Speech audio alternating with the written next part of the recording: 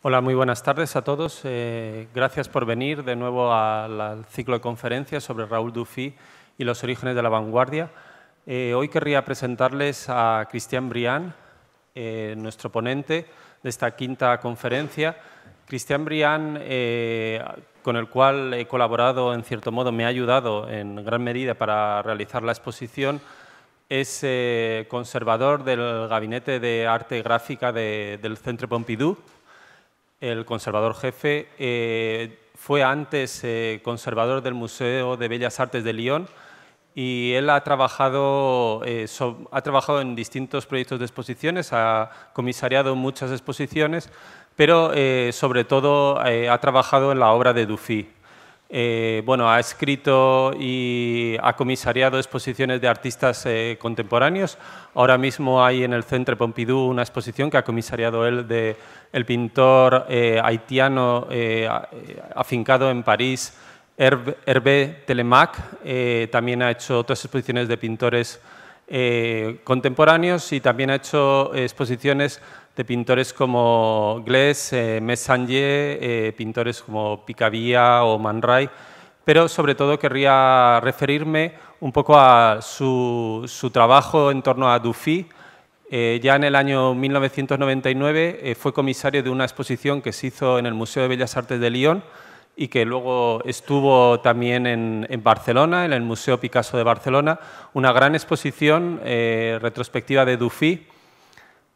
Y posteriormente ha seguido trabajando en la obra de Dufy, tanto a cargo de las colecciones de arte gráfica en el Pompidou, pero también como comisario de exposiciones. En concreto, me quería referir a la exposición que hizo en el año 2012, la Route Bleue, Dufy en Pays de Langres, que está dedicada sobre todo a la serie de paisajes que realizó en esta región. También fue comisario de una exposición sobre Dufy en la etapa, en las pinturas que hizo en Marsella, en Marsella y L'Estaque, en el sur de Francia, que se celebró en el 2013 en el Museo Ciem de Martigues.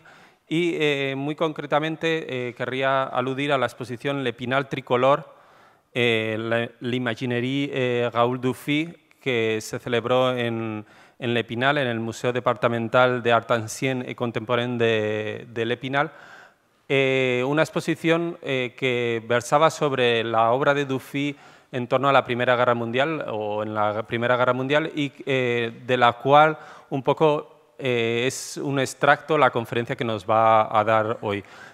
Por otra parte, quería agradecerle a Monsieur Briand por haber asistido a nuestra invitación a venir a esta conferencia, a participar en este ciclo y muy personalmente por su ayuda en el catálogo y en la confección de la exposición, en concreto en la selección de obras de dibujos del bestiario de Dufy, ilustrando el bestiario de Apollinaire, que conservan en el Centre Pompidou, y también en la transcripción de los carnets de Dufy que se presentan en el catálogo. Él nos ha ayudado en la transcripción del original para poderlo traducir y poderlo presentar en la versión castellana y en inglés. Muchísimas gracias, Monsieur Briand, y adelante. Merci beaucoup, Juan Angel, pour votre accueil et bonjour à tous. Ce soir, je vais effectivement évoquer avec vous un aspect de la carrière de Raoul Dufy qui est né, à vrai dire, que à peine évoqué dans la très belle exposition que Juan Angel a préparée pour le musée Thyssen. C'est cette période, effectivement, de la Grande Guerre, de la période 1914-1918, qui est une période très particulière dans la carrière de Dufy, puisque vous allez le voir dans un instant, il va pratiquement interrompre son métier de peintre. Alors, quelle est la situation de Dufy au début de la guerre? C'est un artiste qui est évidemment très, comme tout le monde, assez surpris par l'ampleur de la catastrophe, et d'autant plus qu'il vient de faire un voyage en Allemagne. Ce n'était pas la première fois qu'il faisait un voyage en Allemagne, et il a pris contact avec des artistes. On sait qu'il a vu telle ou telle exposition, donc il n'est en principe pas animé de sentiments anti-allemands. Il est dans une situation particulière par rapport à d'autres artistes des pays belligérants, et notamment des artistes français, parce qu'il a été réformé en 1904 pour des problèmes articulaires aigus qui le poursuivront d'ailleurs toute sa vie. Donc Raoul Dufy n'est pas mobilisable. Et voici ce qu'il écrit à l'un de ses amis, Fernand Fleuret, le 16 août 1914. « J'ai vu Braque, Georges Braque, qui doit partir bientôt sur la ligne de feu. Quel mot extraordinaire à écrire! Pouvait-on supposer que les nôtres iraient se battre? La peinture moderne, l'art, la littérature, la Pologne, tous soldats. Derain est parti. Apollinaire va s'engager, paraît-il. Quant à moi, j'attends, et s'il est besoin, je partirai de grand cœur, n'importe où, même à la guerre. » Vous voyez que l'artiste, comme beaucoup d'ailleurs de ses contemporains, est animé par un désir ardent de participer à cette guerre que tous pensent assez brève, et il va effectivement s'engager, et il va avoir une situation militaire dont je vais vous parler dans une seconde, mais avant de s'engager, il décide de se lancer dans une très étrange production, celle d'images patriotiques. Je vous en parlerai plus longuement tout à l'heure. Alors vous avez ici sur l'écran un grand portrait en pied photographique de Dufy, en uniforme, et vous voyez sur la manche la lettre A, qui indique qu'il était versé dans le service automobile. Donc il s'est engagé au début de l'année 1915, et il n'aura jamais l'occasion d'aller sur le front, de se battre au corps à corps avec les Allemands. C'est un artiste qui est à l'arrière, puisqu'il s'occupe des fournitures de matériel automobile. Et cette situation assez particulière fait qu'il va être encaserné à proximité immédiate de Paris, et que donc il pourra régulièrement retourner dans son atelier parisien, impasse de Guelmas, continuer à y travailler et même engager un assistant qui pourra l'aider à réaliser notamment ses œuvres textiles. Je vous en parlerai un petit peu tout à l'heure. Alors voici un exemple d'une œuvre tout à fait atypique réalisée par Dufy à Vincennes dans un dépôt de fournitures automobiles. Et ce qui est intéressant dans ce très beau dessin, qui appartient à une toute petite production, c'est qu'il est réalisé sur un matériel militaire, puisqu'il s'agit d'un cyanotype. C'est un procédé d'origine photographique qui fonctionne par un dessin en négatif, qui donc apparaît par insolation. Donc c'est un matériau qu'utilisent les soldats, et l'on voit ici donc Dufy non seulement représenter son quotidien dans un bureau, mais aussi détourné du matériel d'origine militaire. Alors, je vais commencer par évoquer avec vous la très brève production picturale de Dufy. Alors, où en est Dufy en 1914 ? À un moment, là aussi, charnière de son évolution, et vous avez la chance, ici, dans l'exposition, d'avoir l'un des très grands chefs-d'œuvre d'avant-guerre de Dufy, qui est la Grande baigneuse de 1913. Il s'agit d'une œuvre tout à fait exceptionnelle par son format, que Dufy voulait certainement présenter dans un salon parisien, et il n'en a pas eu le temps, puisque la guerre interrompt les salons et va totalement désorganiser le marché de l'art. C'est pour cette raison que Dufy, très probablement, décide d'interrompre peu ou prou sa production picturale. Un moment que je disais charnière, parce qu'on le voit très bien avec cette grande baigneuse, c'est un moment où Dufy s'intéressait au thème de la figure, alors qu'il était surtout connu comme un paysagiste, et surtout son fauvisme évoluait sous l'influence notamment de Cézanne, dans un style très original que vous avez bien représenté par cette grande baigneuse, avec ses touches en tapisserie qui évoquent donc des tapisseries anciennes. Et cette période est en plein développement au moment où la guerre arrive et donc interrompt cette période. Alors, pour la période de la guerre, nous ne connaissons que très peu de peintures de l'artiste. Je vous les montre en noir et blanc, car nous ne savons pas où sont ces peintures aujourd'hui.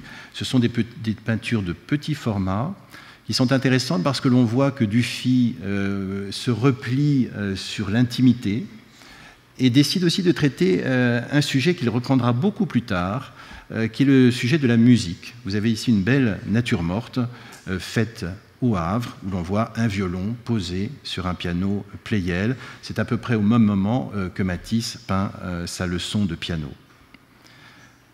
Alors, autre peinture à sujet musical, mais aussi très intéressante, c'est celle qui est présentée ici à gauche, ici donc, pardon, qui, vous le voyez, représente la maison familiale de Dufy au Havre, et surtout, au premier plan, une partition de Mozart. Alors, ce n'est pas anodin, à mon avis, que Dufy décide de rendre hommage en pleine guerre à un compositeur autrichien. Vous savez que dans le climat patriotique du début de la guerre, les compositeurs allemands et autrichiens étaient bannis des concerts en France. Et donc je pense ici que Dufy veut réaffirmer l'universalité de l'art et tout spécialement de la musique en rendant cet hommage à Mozart. Et vous avez sur la partie droite un portrait, le portrait de Madame Dufy, qui est le premier portrait peint du modèle. Dufy a épousé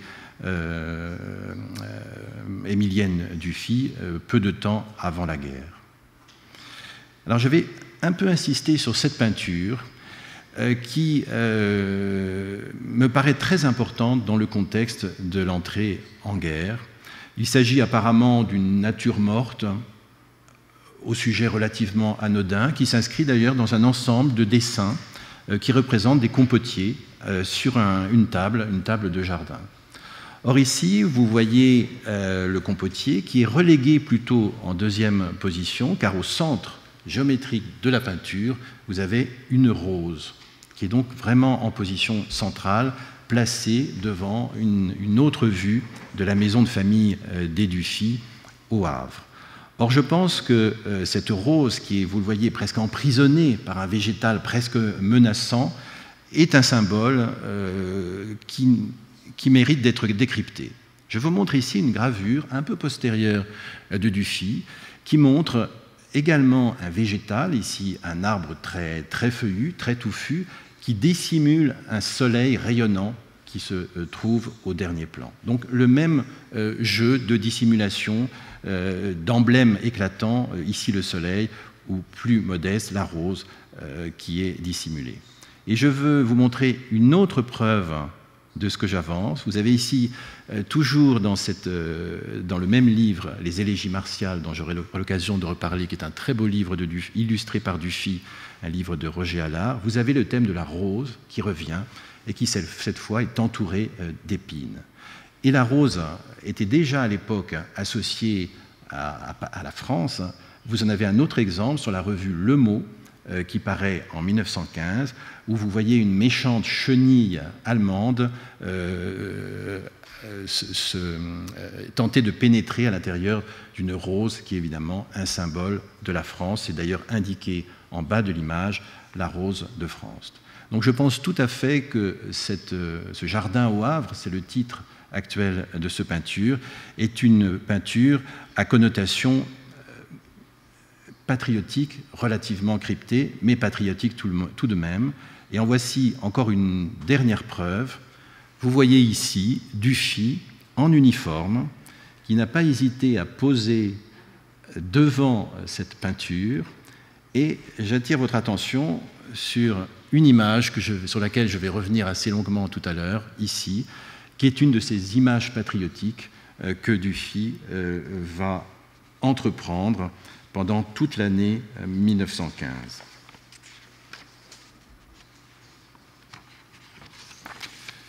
Il s'agit donc véritablement d'un patriotisme en images qu'il faut resituer dans un intérêt plus large pour l'art populaire. Cet intérêt s'était exprimé dès les années 1913, 1914 donc, dans la peinture de Dufy.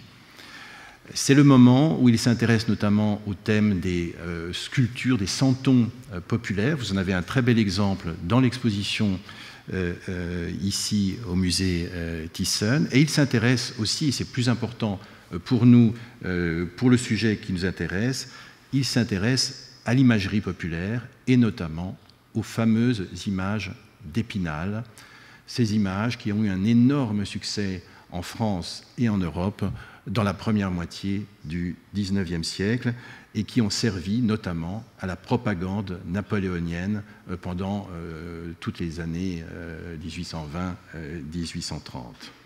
Et donc Dufy va inscrire son travail dans cette volonté de restaurer l'art populaire. Vous avez ici un exemple de la façon dont il décide de s'y prendre, avec une transcription picturale très fidèle. Transcription donc par Dufy, c'est la peinture que vous avez ici. C'est un tableau qui date de 1914, qui reprend exactement une image de l'imagerie Pellerin, qui est l'une des plus importantes fabriques d'images populaires au début du XIXe siècle à Épinal. Donc cette transcription, qui reprend une des images les plus célèbres de l'imagerie d'Épinal à cette époque, vers 1830-1835, est un élément déjà important à souligner, même si je pense que ce tableau est juste antérieur à la guerre de 14. Alors pourquoi cet intérêt pour les images d'Épinal? Dufy, effectivement, n'est pas le seul à s'intéresser à ces images. Il appartient à un milieu d'amis, un milieu intellectuel qui s'intéresse vivement à ces images, notamment un écrivain qui s'appelle Fernand Fleuret, qui a été le secrétaire d'Apollinaire, qui défend beaucoup ces images. Il y a un autre écrivain français, un peu oublié aujourd'hui, qui s'appelle Lucien Descaves, et qui consacre une biographie romancée à l'un des plus célèbres graveurs d'Épinal, qui s'appelle François Georgin, et sur lequel j'aurai l'occasion sans doute de revenir. Par ailleurs, en 1912 est paru un livre important que vous voyez ici, Les images d'Épinal, de René Péroux, qui permettait à Dufy de consulter très facilement des images d'Épinal. Alors je vous le disais, Dufy n'est pas le seul à s'intéresser à ces images, et pour des raisons patriotiques, puisque vous avez ici un exemple peu connu de détournement du style d'Épinal par Pablo Picasso, que vous voyez ici faire un portrait de son ami Guillaume Apollinaire en artilleur. Donc vous verrez que beaucoup d'éléments que vous voyez ici sur l'image se retrouveront, c'est peut-être un hasard, sur certaines des images patriotiques de Dufy. Vous avez notamment en partie basse un drapeau français, donc le thème du drapeau sur lequel nous reviendrons. Vous avez donc une figure de militaire en pied qui reprend très exactement ce type d'image que l'on trouve dans la gravure populaire. Et puis derrière, vous avez un soleil éclatant que vous voyez aussi derrière la figure, que vous retrouverez également chez Raoul Dufy.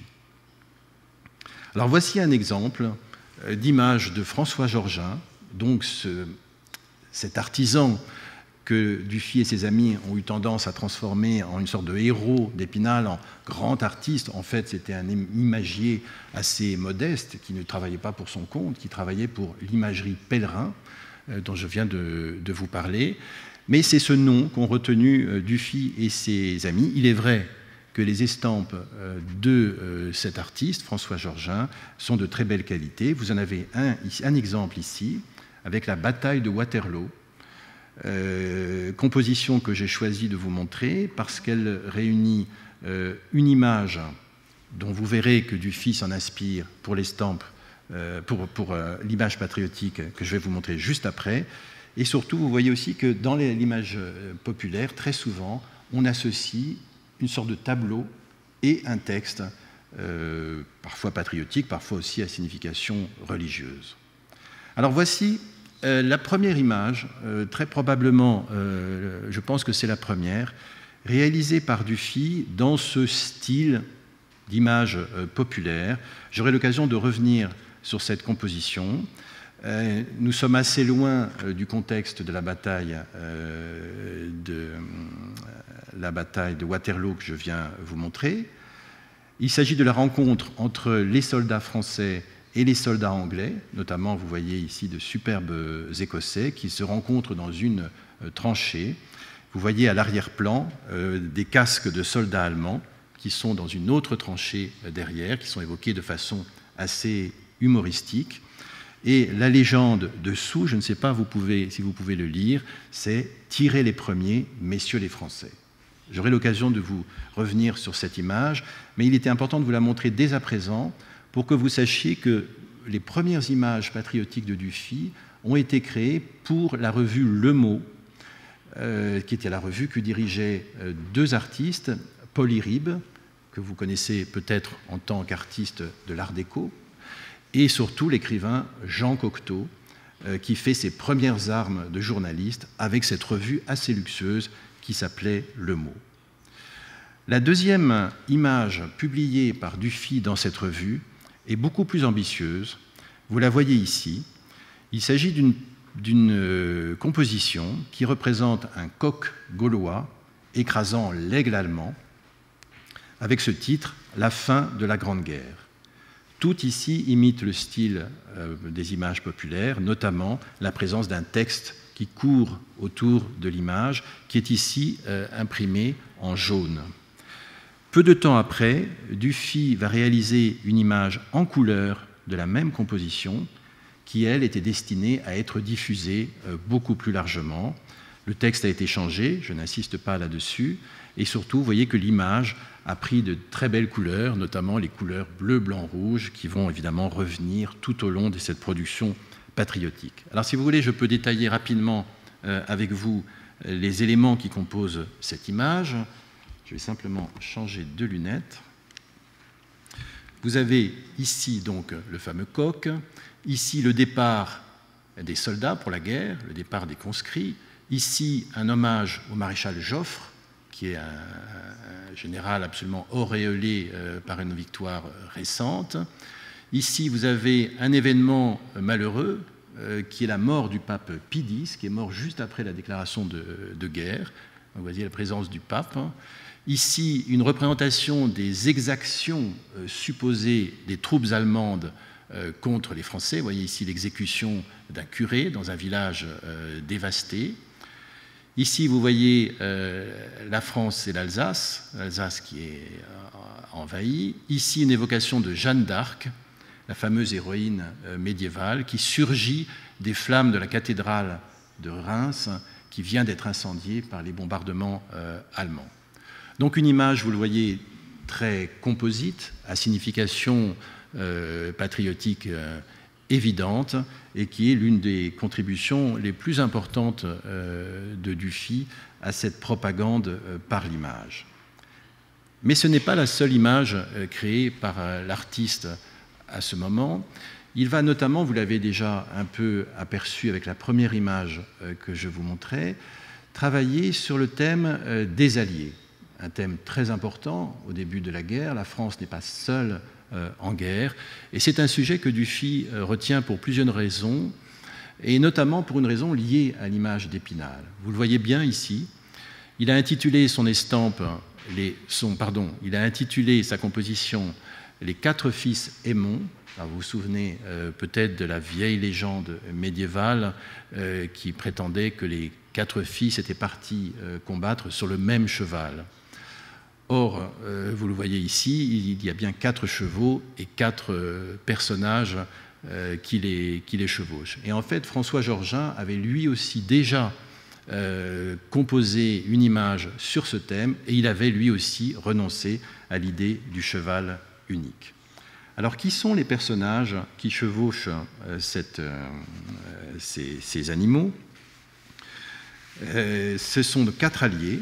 Vous avez la Russie, la Belgique, la Grande-Bretagne et la France, qui sont représentés par leurs généraux, avec un soleil d'Austerlitz, qui donc laisse présager une victoire éclatante sur les troupes ennemies.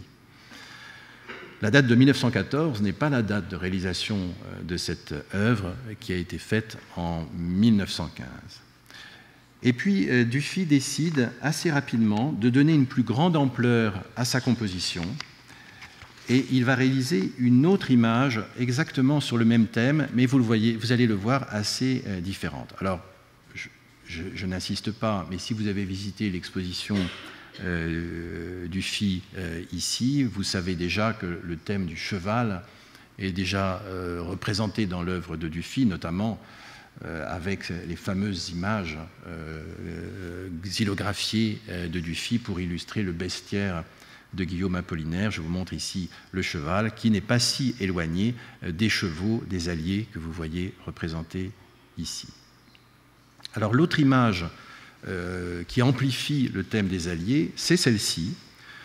Ce sont les mêmes représentants auxquels s'ajoutent la Serbie et le Japon qui sont entrés en guerre également. Alors c'est une image différente dans la mesure où vous le voyez, l'espèce de tableau central, intitulé cette fois « Les Alliés », est encadré de façon très particulière, puisqu'ici vous voyez apparaître un thème essentiel pour toute cette contribution patriotique de Dufy, qui est le thème du drapeau. Et vous voyez ici, et l'on voit que Dufy est un décorateur de génie, car sur une matière finalement relativement pauvre, le drapeau, il est arrivé à réaliser une très belle composition presque abstraite, mais aux vertus éminemment décoratives, cette composition de drapeau des Alliés, avec cette façon d'utiliser de façon très intelligente les drapeaux de la Grande-Bretagne qui se trouvent sur les coins, associés, si l'on peut dire, avec le drapeau japonais qui est placé aux quatre coins de cette composition. Alors le thème du drapeau, vous le savez déjà, ne fait pas son apparition dans l'œuvre de Dufy en 1915. Il a même, je dirais, commencé par le thème du drapeau. Pendant, en tous les cas, sa période fauve, il a réalisé cette éblouissante série de rues pavoisées qui reprenait un thème que Monet, autrefois, avait traité, le thème de la rue pavoisée, mais Dufy lui avait donné une ampleur tout à fait extraordinaire en mettant en avant de façon très très présente ces drapeaux. Alors cette version n'est pas présente dans l'exposition ici à Madrid, elle appartient au Centre Pompidou, comme d'ailleurs la plupart des œuvres que je vous montre aujourd'hui. C'est peut-être la version la plus radicale de ce thème du drapeau, puisque vous voyez au centre presque géométrique de cette composition, il s'agit d'une rue au Havre, un drapeau de format pratiquement homothétique au format de la peinture lui-même, donc un élément de grande modernité, mais vous avez d'autres très belles versions de ce thème ici dans l'exposition. Donc dès 1906, le thème du drapeau est déjà très présent dans l'œuvre de Dufy, mais Dufy en fait un usage très différent, évidemment, ici, sur ces images. Alors je vous montre à nouveau cette composition des Alliés, qui est en fait assez différente. Vous ne pouvez pas forcément vous en rendre compte par vous-même, assez différente dans la mesure où elle est imprimée non pas sur papier, comme précédemment, mais imprimée sur soie. En effet, Dufy, au début de la guerre, décide de commercialiser ces images. Il a une double idée, en fait, avec cette production patriotique. Il souhaite entretenir la ferveur patriotique de ses compatriotes, bien sûr, mais il souhaite également gagner de l'argent. Il ne faut pas oublier que Dufy a commencé dans le commerce, notamment dans le commerce de café, dans toute sa prime jeunesse, sur les quais du Havre. Il avait fait partie d'une entreprise de café, et donc il a le sens du commerce. Et donc il décide de donner à fabriquer à Bianchini-Ferrier, la maison de soierie lyonnaise avec laquelle il travaille depuis 1912, il leur demande de fabriquer des foulards, ce qu'on appelle à l'époque des pochettes, qui sont destinées à être vendues au public. Alors ce qui est intéressant dans ce thème du foulard, c'est qu'il s'inscrit dans une autre tradition, à vrai dire à peu près oubliée aujourd'hui, qui est celle de ce qu'on appelle en français les mouchoirs d'incorporation. Alors qu'est-ce qu'étaient ces mouchoirs? Il s'agissait de production, donc peut-être pas sur soie, mais en tous les cas sur tissu, qui étaient distribués à tous les soldats au moment où ils entraient dans la carrière Ce sont des mouchoirs qui comportaient notamment des instructions, des recommandations, et qui servaient donc à l'instruction du soldat, qui le gardait avec lui dans son pactage, et ce mouchoir l'accompagnait notamment dans ses campagnes. Et c'était une spécialité de la ville de Rouen, en Normandie, qui n'est donc pas si éloignée de la ville du Havre, dont est natif Dufy, comme vous le savez. Donc Dufy, qui est un artiste très savant et très informé, décide de détourner cette idée du mouchoir d'incorporation pour en faire ce qu'il appelle la pochette des alliés, donc un titre qui frappe et qui est vraiment destiné au commerce. Alors ce qui est extraordinaire dans cette affaire, c'est que Dufy, pour diffuser ses produits patriotiques, décide de créer sa propre imagerie. Vous avez ici ce qu'on appelle la firme, donc le logo, on dirait aujourd'hui, de cette imagerie Raoul Dufy. C'est cette partie-là, bien sûr. Et vous voyez qu'il a fait éditer, gravé sur bois, en tous les cas, imprimé en rouge, une très belle étiquette, qui est l'étiquette donc de la pochette des Alliés. Il a collé sur cette lettre qu'il envoie à son ami Fernand Fleuret, le 13 février 1915, et voici ce qu'il écrit à Fernand Fleuret, en décrivant cette fameuse pochette. « Tout soit, ouvre les mains, grand teint, ressemblance garantie, déposé en France et à l'étranger, tout droit de reproduction réservé, y compris la Suède et la Norvège, honoré d'une souscription de la Croix-Rouge, béni par le pape, agréé par les différents ministères des différentes nations civilisées des différentes parties du monde. » Vous voyez que Dufy exagère un petit peu. Il est très commerçant. Et il continue « Plus de rhume, de catarrhe, de bronchite, mouchez-vous dans les mouchoirs des Alliés. » Vous avez ici l'emballage qui a servi à conditionner, comme l'on dirait aujourd'hui, cette fameuse pochette qui connaît un grand succès. Alors, vous voyez sur cet emballage l'adresse 10 rue de Normandie. C'est en fait l'adresse des parents de Raoul Dufy. Et l'on sait par une autre lettre de Dufy à son ami Fleuret que cette pochette a été vendue en assez nombreux exemplaires et que même Dufy est en rupture de stock et qu'il doit renoncer donc à un moment à diffuser, au moins temporairement, cette pochette. À vrai dire, j'ai plutôt tendance à penser que Dufy exagère un petit peu, car ces pochettes en soie sont extrêmement rares et très très difficiles à trouver. Elles ne figurent pratiquement pas, y compris dans les musées français. Donc je pense que la diffusion n'a sans doute pas été aussi importante. Alors revenons à l'impression sur papier, cette fois, avec une œuvre tout à fait unique. On n'en connaît qu'un seul exemplaire. C'est l'exemplaire que je vous montre est celui conservé au Centre Pompidou. C'est une variation donc autour du thème des drapeaux, comme vous le voyez ici. J'attire votre attention sur deux innovations parmi les drapeaux. Vous voyez ici apparaître le drapeau de l'Italie. L'Italie est rentrée tardivement en guerre, et donc l'Italie ne figurait pas dans les premiers alliés. Et voici ici le drapeau italien avec le blason de Savoie.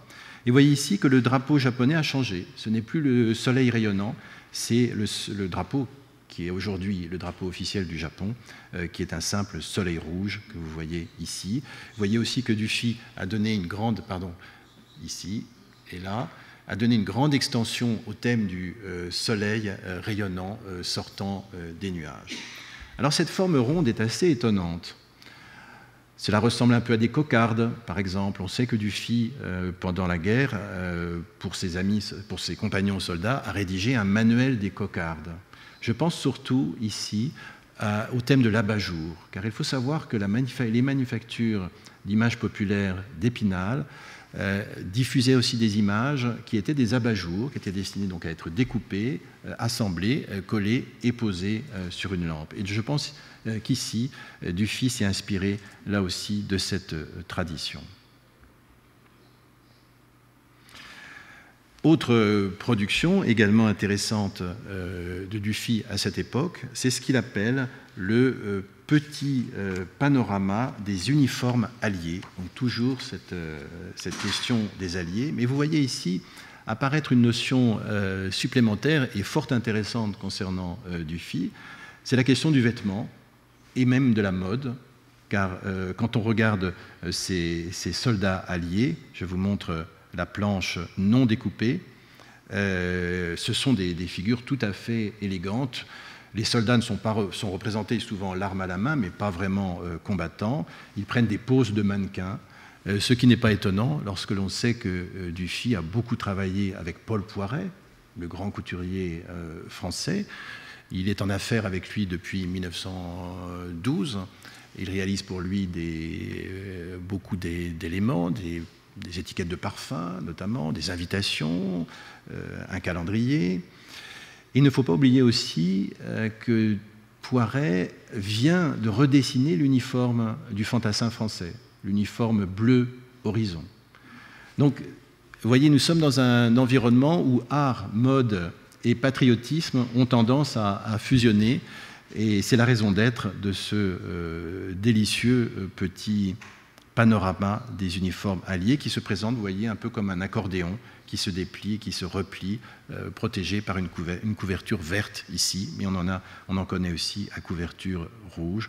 Et c'est l'artiste Paul Iribe qui a sa propre boutique rue du Faubourg Saint-Honoré qui diffuse les produits de Dufy. Alors ce qui est intéressant aussi, c'est le rapport à François Georgin, le graveur du XIXe siècle. Vous voyez ici un exemple de ces très très nombreuses représentations d'uniformes réalisées non seulement par François Georgin, mais également par de nombreux artistes ou artisans des fabriques d'images populaires. Vous voyez ici, il y a une raideur du personnage qui n'est pas du tout celle des figures de Dufy. Il réalise une autre planche d'uniforme, cette fois consacrée à l'armée française. Alors ce qui est intéressant ici, c'est que vous voyez apparaître le fameux uniforme redessiné par Poiret, hein, l'uniforme bleu que vous avez ici. Vous voyez que les compositions sont plus élaborées. Dufy notamment a composé des sortes de paysages derrière certaines figures. Vous avez ici le marin sur le bord d'un quai au Havre. Vous avez ici un chasseur alpin avec des montagnes qui s'élèvent derrière lui. Vous avez ici un tirailleur algérien qui pose devant une ville peut-être algérienne pour le coup. C'est un thème sur lequel j'aurai également l'occasion de revenir, mais qui va beaucoup retenir Dufy pour des raisons que je vous expliquerai. Il décide notamment de donner beaucoup de place aux soldats venant des colonies françaises. Vous en avez donc un exemple ici avec l'Algérien, et vous en avez un autre avec le tirailleur anamite qui se trouve ici, et bien sûr les fameux tirailleurs sénégalais qui se présentent en nombre sur cette image. Donc c'est une planche qui n'a pas été découpée, qui est restée telle qu'elle, mais dont on connaît beaucoup d'études préparatoires. Dufy notamment a fait beaucoup de dessins pour préparer ce personnage, mais également vous allez voir le spahi qui est ici. Alors tout irait pour le mieux dans le meilleur des mondes si ces images rencontraient autant de succès que l'espère Dufy. Car Dufy aimerait notamment intéresser l'État français, rien de moins, et le ministère de la Guerre à sa production, et vous allez voir que ce ne va pas être une chose très facile. Mais il y a également un autre élément qui chagrine beaucoup Dufy, c'est le fait qu'en fait, il est obligé de trahir Georgin, comme il le dit lui-même. En effet, les images populaires du XIXe siècle étaient des images xylographiées, c'était des bois gravés qui étaient ensuite imprimés, d'où le côté très, très agréable à l'œil de ces estampes avec souvent des imperfections, alors que Dufy, pour des raisons économiques, va être obligé de renoncer à l'impression sur bois et donc va devoir imiter le style des artistes d'Épinal sans faire de la gravure sur bois. Alors, il y a une exception, et je vous la montre ici. Il s'agit d'une image qui a peut-être été réalisée au tout début de la guerre ou même juste avant la Première Guerre, nous n'en savons rien, qui est une image qui, elle, a vraiment été réalisée sur bois par Dufy. Il a pris sa planche de bois, il l'a gravée à la gouge et au burin, et il a pu faire imprimer quelques exemplaires. Il s'agit d'une image inspirée par l'imagerie religieuse. Vous avez ici le modèle qui a servi à Dufy, modèle du XIXe siècle, Notre-Dame du Saint-Rosaire, avec notamment le jeu entre l'image et le texte qui est une prière. Et ici, pour cette image qui représente Notre-Dame de Bonne Chance, Dufy a également associé un texte qui est ici. Je n'insiste pas sur cette image, que je vous montre surtout pour vous montrer que Dufy a au moins réalisé une fois, mais une seule fois, une image gravée à la manière du XIXe siècle. Car en effet, et je vous remontre la première composition que je vous ai montrée tout à l'heure,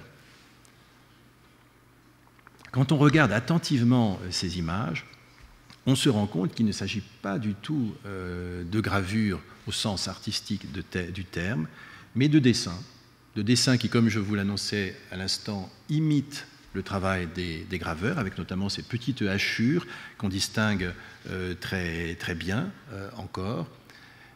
Mais ce sont des dessins qui sont en fait destinés non pas à être imprimés tels quels, mais à être photogravés. Donc il s'agit véritablement pour Dufy, et pour Dufy, il s'en ouvre à plusieurs de ses amis par lettre. Pour lui, c'est vraiment désespérant de ne pas avoir la possibilité de réaliser ce pour lequel il est vraiment un expert. Vous avez sans doute vu dans l'exposition, je parle de la gravure sur bois, il réalise en 1910-1911 des séries de bois absolument éblouissantes. Dufy est vraiment un des grands maîtres de la xylographie, et malheureusement pour cette production, il doit produire vite, il doit diffuser beaucoup. Tous les ateliers lui disent qu'il faut passer par la photogravure. Donc Dufy réalise ses dessins et les fait imprimer par des procédés mécaniques. C'est bien le cas pour cette image. Et vous en avez une preuve qu'il faut vraiment bien regarder pour distinguer. Vous voyez qu'ici, il y a des taches blanches sur certaines de ces... ici, il s'agit du dessin original.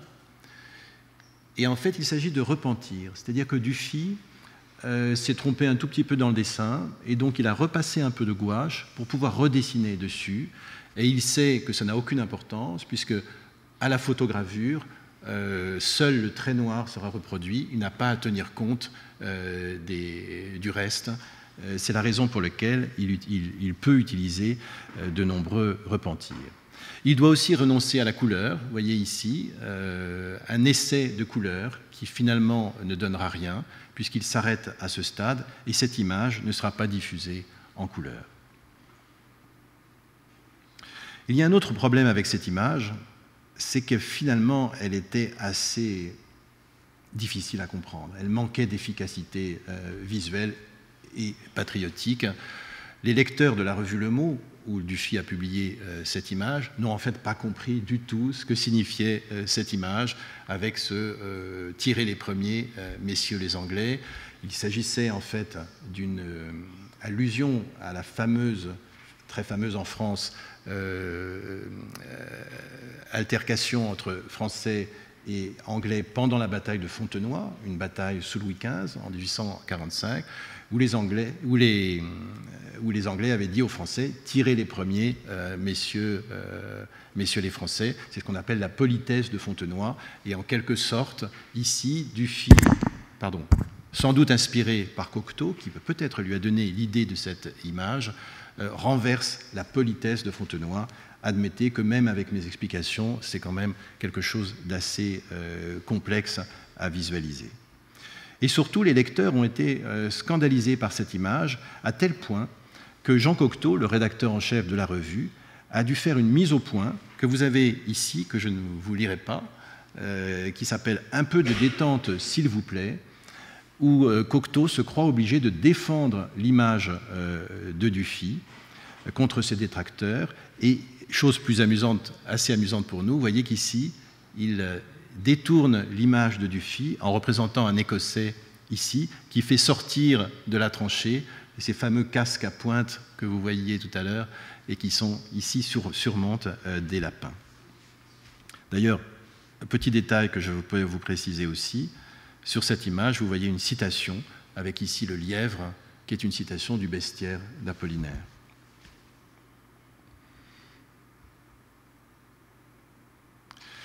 Alors voici une autre image qui s'appelle « Les Nations alliées pour le triomphe du droit et de la liberté », qui nous intéresse parce qu'elle fait notamment appel à des soldats français des colonies. Vous en voyez un ici. Les drapeaux sont également très très présents, vous le voyez. Vous avez derrière ces drapeaux une sorte de vision subliminale de la Marseillaise, la fameuse sculpture qui se trouve sur la façade de l'Arc de Triomphe à Paris, qui est une image très classique dans l'imagerie patriotique. Vous voyez surtout ici une inscription en arabe qui est importante parce que Dufy, à cette époque, s'est convaincu de convaincre les services de la propagande officielle de son pays, donc du ministère de la Guerre, de lui acheter ces images pour les diffuser dans les différents pays alliés. Dufy se fait en fait des idées, car ces images vont assez peu intéresser les officiels. Il réalise notamment dans ce but une très belle gouache représentant un spahi, et il propose aussi une autre image qui met aussi en scène des soldats coloniaux. Nous n'avons que le dessin préparatoire puisque la composition n'a pas été réalisée. Il s'agit de la décoration d'un tirailleur anamite que vous voyez ici, une composition, à vrai dire, assez peu inspirée de Dufy, et l'on comprend que ses interlocuteurs au ministère de la Guerre n'aient pas vraiment donné suite. Mais il y a une autre raison pour laquelle ces images n'intéressent pas le ministère de la Guerre, c'est qu'il s'agit de... Les images de Dufy paraissent trop passéistes. Dufy concevait la diffusion de ces images comme on le concevait à l'époque de la légende napoléonienne. À l'époque, les images d'Épinal étaient diffusées dans les campagnes, les paysans les affichaient dans leur maison. Cela servait aussi à la décoration. Et en fait, cette diffusion... Dufy a une vision de cette diffusion possible totalement dépassée, car les troupes, les pays coloniaux n'ont pas du tout ce mode d'approche. Et on l'explique assez durement à Raoul Dufy, en lui indiquant notamment que l'heure de la gravure, des dessins, de tout ce qu'on veut est passée, et on est à présent dans l'ère de la photographie. Et c'est la photographie qui doit prendre le relais de cette diffusion patriotique. Et Dufy est extrêmement déçu, dépité même. Et voici ce qu'il écrit à Fernand Fleuret, le 3 juin 1916. Monsieur Rebout, c'est donc l'officiel chargé de la propagande au ministère de la Guerre, m'a expliqué qu'on était en ce moment très à la photographie et que les Arabes, même les Noirs et les Jaunes, après avoir été longtemps insensibles au charme de la photo, en sont devenus fous. Donc, pas d'estampes, pas de couleurs, pas d'images, pas d'artistes, des photographes. Et Dufy continue. J'ai objecté que mes estampes sont faites pour la décoration des murs et non pas pour les journaux et les revues, et par conséquent qu'elles ne font pas double emploi avec les photos. Mais c'est peine perdue. Ces images n'intéresseront pas le ministère et donc Dufy devra y renoncer.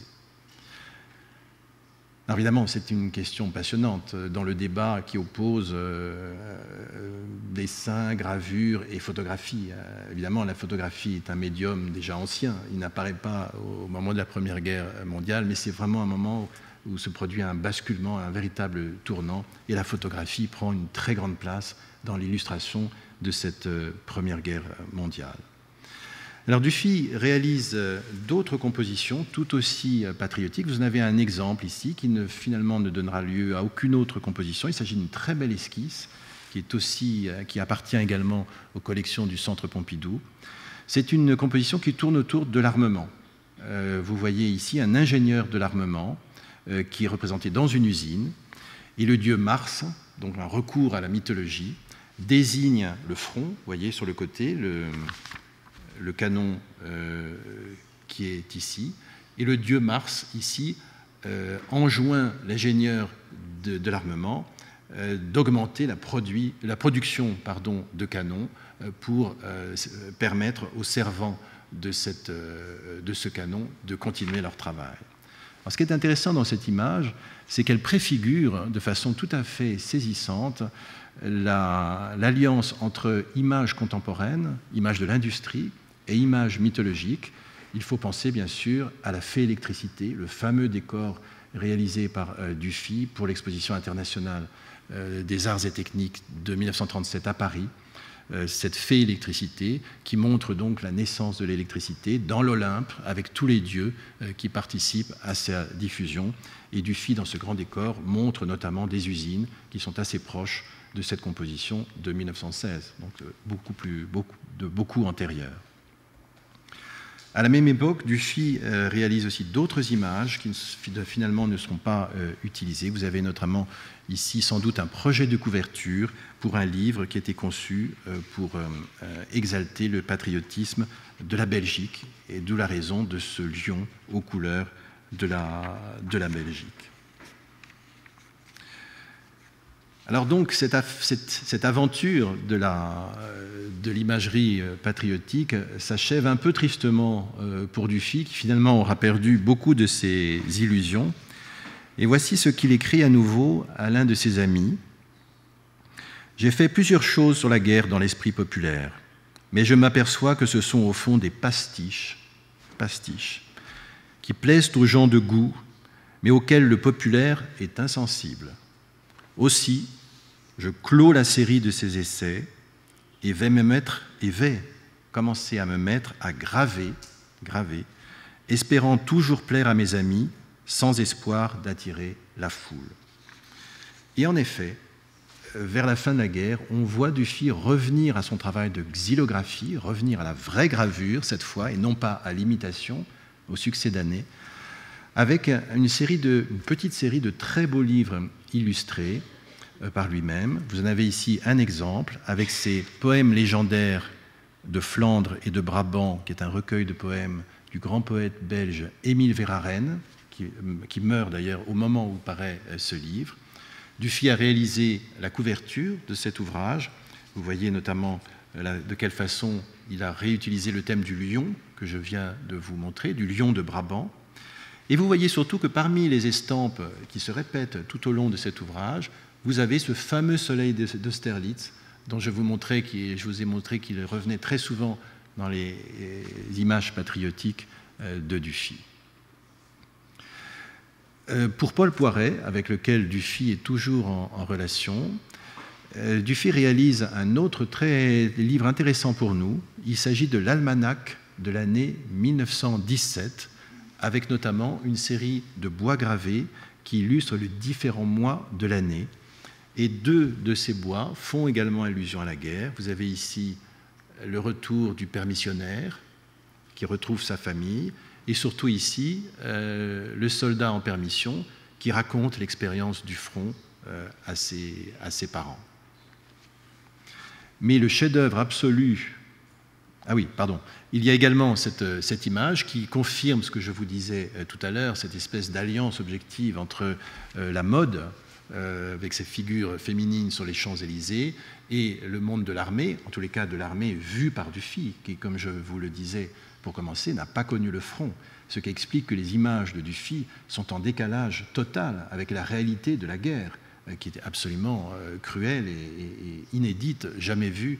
Je parle bien sûr de la guerre des tranchées, dont Dufy n'a qu'une connaissance finalement abstraite. D'où ces images presque choquantes pour nous de soldats faisant des politesses à des jeunes femmes très élégantes, alors que la véritable armée, elle, se bat dans la boue et au milieu des explosions à répétition. À nouveau cette image, vous voyez, en fait il s'agit d'une image publicitaire, le printemps 1916 à Paris. j'attire votre attention sur le petit dirigeable qui est ici. Mais la plus importante contribution de Dufy à l'illustration de livres est ce livre dont je vous ai déjà montré une première image tout à l'heure, cette rose entourée d'un barbelé.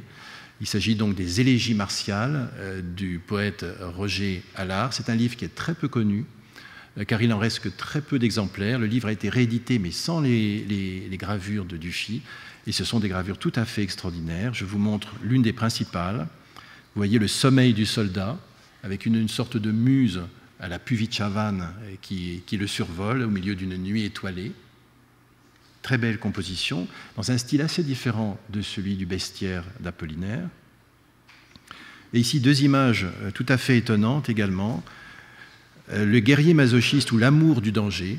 Alors ici, vous avez une espèce de Saint-Sébastien au milieu des bombes, un sujet très très étonnant avec des fleurs. Ici, en fait, il faut lire le poème de Roger Allard pour comprendre le rapport entre cette image et le texte. Et plus étonnant aussi, presque abstrait, une composition qui montre un avion français, reconnaissable à sa cocarde, ici, que l'on montre au milieu des explosions également en plein ciel, avec peut-être un parachute qui peut se déployer si on le souhaite.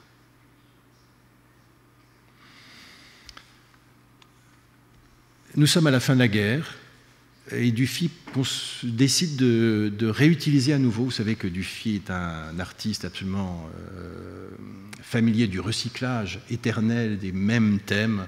C'est une des grandes spécificités de cet artiste qui peut reprendre incessamment des thèmes tout en se renouvelant toujours. Et ce thème du drapeau, il va pouvoir le réutiliser et réaliser lui-même un drapeau, puisque vous avez sous les yeux un projet de drapeau de la victoire qui est intéressant pour nous, parce que vous voyez réapparaître les différents drapeaux que je vous montrais déjà, et surtout réapparaître ce fameux coq gaulois que vous aviez vu sur cette grande gravure assez complexe qui s'appelait La fin de la Grande Guerre. Et vous voyez ici le coq qui chante au milieu d'une couronne de lauriers et de chênes. Et assez étrangement, Dufy l'a fait poser devant un drapeau japonais qui lui fait donc une sorte d'auréole ici. Vous reconnaissez ici le drapeau italien. Et ici, une nouveauté, le drapeau américain, puisqu'évidemment, les Américains ont joué un rôle très important, comme vous le savez, à la fin de la guerre. Et voici le drapeau réalisé, du moins je vous montre une affiche promotionnelle pour ce drapeau, avec un système assez différent, puisque vous voyez que la composition est beaucoup plus sobre, les trois couleurs du drapeau français et les alliés qui sont rejetés à la périphérie. Et vous le voyez aussi, c'est Bianchini Ferrier, le fameux fabricant de soieries, qui a réalisé ce drapeau. Car il y a une dimension que je ne vous montre pas dans cette présentation, c'est la dimension textile. En effet, nous savons de source sûre que Dufy a réalisé de nombreux tissus pour la maison Bianchini Ferrier pendant cette période. Malheureusement, nous ne connaissons que très mal cette production, que nous n'arrivons pas à identifier.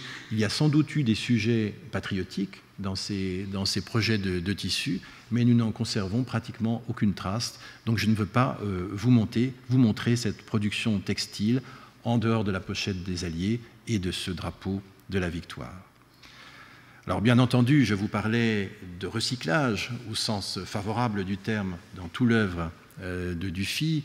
Le thème des drapeaux réapparaît régulièrement dans l'œuvre de Dufy. Je vous en montre un exemple ici, un exemple de 1935, qui est une très belle gouache qui est également conservée au Centre Pompidou. Et il s'agit en fait du cortège de la reine Mary dans les rues de Londres en 1937.